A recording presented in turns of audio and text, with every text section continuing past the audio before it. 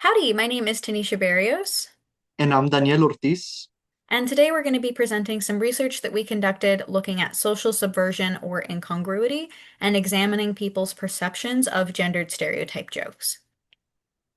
Why do we find certain things funny? And how do our social identities and internalized belief systems act as filters for that humor? We know that humor often plays with stereotypes about gender. To orient us, let's look at two stimuli from our study. A boy asks for the book, Men Are Faithful. The librarian responds, the science fiction section is at the end of the corridor.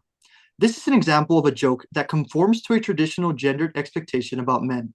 It makes fun of men as a social group and relies on the stereotype that men are unfaithful. Second example, what is a girl's best friend? Some damn sleep. This is an example of a joke that subverts a gendered expectation about women by subverting a common trope. The traditional joke punchline is diamonds are a girl's best friend. This version subverts the punchline by redirecting social norms in a neutral way. The use of subversive humor can be used to challenge social hierarchies and through its use, reinforce new ideas. Our study seeks to quantify and evaluate the differences between these types of humorous stimuli. The roadmap for the presentation is as follows. First, we will establish a theoretical foundation about our two main constructs, incongruity and stereotypes. Second, we will detail our study's design and finally explain our quantitative and qualitative analysis, looking at how participant variables interact with the joke type to determine perceived funniness and relevance. The foundation of this research is the incongruity resolution theory described by Souls and expanded on by Lopez and Vaid. Drawing from this foundation, humor is a two-stage cognitive process. First, the perceiver encounters a stimulus that violates their expectation, representing the incongruity aspects. Second, the perceiver must reconcile this mismatch, which creates the signal for humor, representing the resolution. On the social account, we laugh at humor that conforms to stereotypes we are familiar with, and through its use, the more resistant we become to jokes that subvert stereotypes. In the context of stereotype humor, the stereotype itself provides the expectation. If a joke subverts a stereotype, it introduces a higher degree of incongruity. With this in mind, if humor is purely a function of incongruity, then subversive jokes which go against the grain will conflict stronger with established cultural norms, producing a humorous reaction. However, the resolution stage is not purely logical, but deeply rooted in social norms. As Harenza and Pyra detail, stereotype humor is humor that relies on and affirms existing social stereotypes. This is often categorized as disparagement humor. According to Bartolo, the process of such humor involves a cognitive conflict. When presented with a joke that utilizes disparagement humor, we simultaneously process the mirth of the incongruity and the moral violation. If the moral violation is perceived as too high, it overrides the mirth and signal entirely. So when evaluating a joke appreciation, it's not about resolving it, but includes the perceiver's willingness to accept the disparagement. The social accounts suggest that pre-existing attitudes and in an individual's social identity are the primary predictors of humor appreciation. Thus, social conditioning impacts an individual's identity and attitudes, which impact the perception of humor. In the librarian example on screen, the cognitive conflict is resolved in its realization that the librarian is saying something that is impossible. However, the social aspect of this process dictates the outcome. Because the joke targets men, it's interpreted in two ways. Either the listener holds the stereotype and finds the punchline conforming to their beliefs, or the listener is offended and simply doesn't find it funny. As mentioned by Bartolo, this occurs because there is a simultaneous dual processing of mirth and moral violation. If the perceived moral violation is too high, it overrides the humor signal entirely. Our study examines how jokes that conform and subvert stereotypes about humor are perceived by women and men. Does subverting gender stereotypes make a joke funnier, or does gendered social conditioning dictate whether we find it humorous? How does incongruity through subversion and gendered social conditioning impact perceptions of stereotype humor? We consider that subversion functions primarily through incongruity resolution. If humor is fundamentally a cognitive response to a resolved mismatch, then the jokes that subvert stereotypes should be funnier than those that conform. On the other hand, if conforming jokes may elicit a higher funniness rating, The outcome would suggest that social expectations regarding gender play a stronger role in joke perception than the cognitive resolution of the incongruity, indicating that humor is filtered through a social lens where the reinforcement of established cultural normalities determines if the joke is funny. To test these hypotheses, we surveyed 194 undergraduate students from a large university in Texas. The sample skewed female 72.2%. The participants were presented with a randomized series of jokes and were shown the following 5 types of jokes.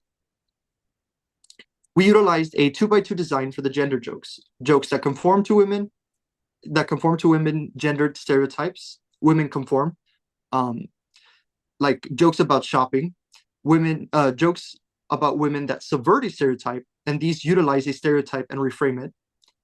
Men that conform to men stereotypes, like jokes about masculine incompetence or hypersexuality, or jokes about men that subvert that stereotype and challenge traditional male dominance roles, like the example given.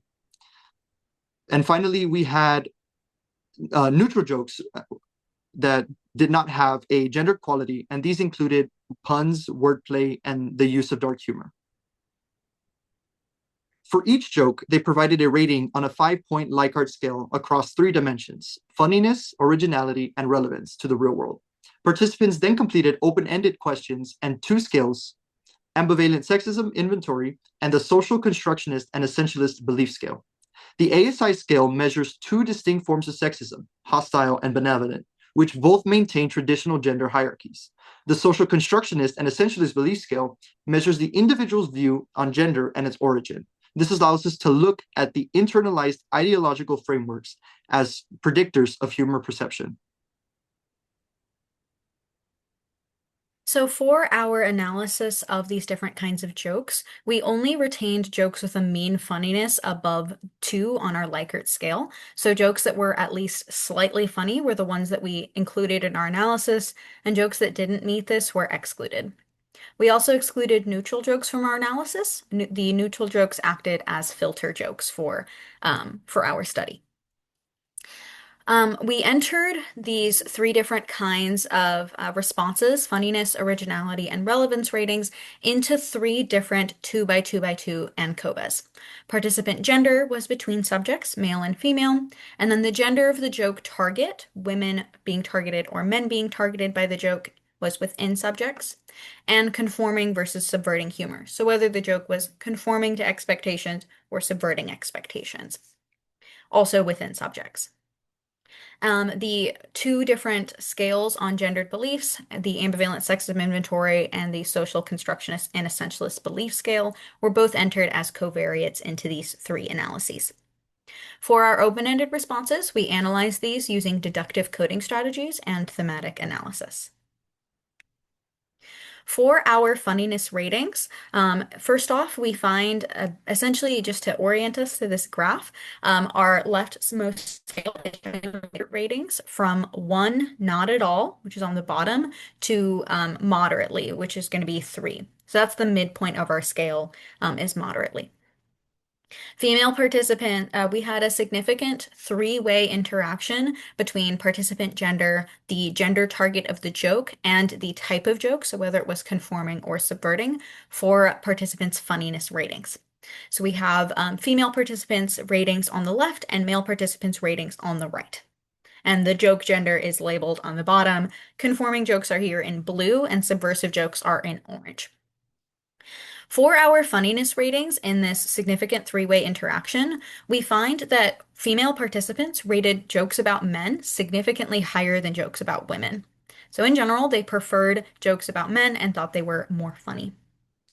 Additionally, male participants rated women subvert jokes lower than women rated these jokes. And male participants also rated men conform jokes lower than women rated these jokes. So, the differences between female and male participants are that male participants rated women subvert jokes and men conform jokes lower than female participants did. Male participants also rated women subvert jokes lower than all other joke categories. And additionally, we also found that hostile sexism was a significant covariate. So participants who were higher in hostile sexism rated jokes as more funny. This was primarily driven by women conform jokes. So people who were high in hostile sexism also gave higher ratings to jokes that conformed to expectations about women.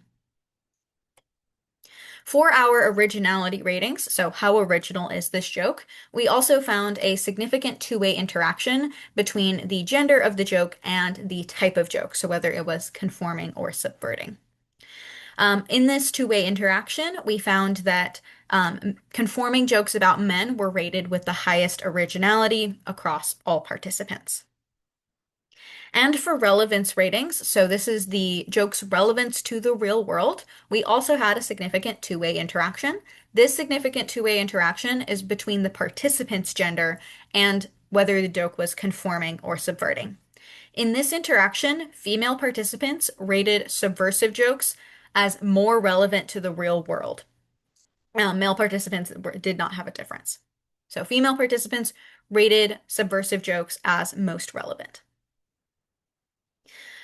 In summary, for all of our results, the gender-related jokes were generally judged funnier by women. So in general, women liked all of the jokes about gender more than men did, but especially they liked jokes about men. So when the jokes were about men, they thought they were the most funny. Women also found subversive jokes to be more relevant to the real world, and conforming jokes about men were rated with the highest originality ratings. Additionally, higher hostile sexism correlated with higher funniness ratings, particularly for conforming jokes about women. For our qualitative analysis, we asked participants an open-ended question about which jokes they liked and disliked, and then asked for their reasoning about why they liked and disliked these jokes. In these open-ended responses, we saw three major themes. The first theme is some participants reported that they didn't like when jokes insulted gender or when jokes insulted women specifically. So they didn't like jokes that insulted people on the basis of gender broadly or women specifically. These were disliked by many of our participants. However, it is interesting that participants didn't specifically mention disliking jokes about men. They either mentioned gender broadly or women specifically. Our next theme is that gender is relatable. Some participants reported that jokes about men were funny because there was a truth value to them. And additionally, jokes about women were reported to be relatable to some people's personal lives. Lastly, our last major theme is that humor is subjective. There were many different factors that a lot of participants either reported as being very funny or reported as being very unfunny, including dark humor, dirty jokes, corny jokes, and wordplay. Overall, for our discussion section, for women, jokes that subvert gendered expectations about women received the highest funniness ratings than the same jokes by men. So for subversion, it does function in some ways for women specifically. Women are people whose social identity has traditionally been the butt of a lot of jokes, a lot of stereotype jokes. So for these people, the incongruity interpretation holds.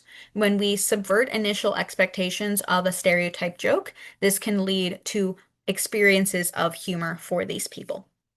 So for women specifically, because they've traditionally been the butt of the joke, this incongruity interpretation does hold.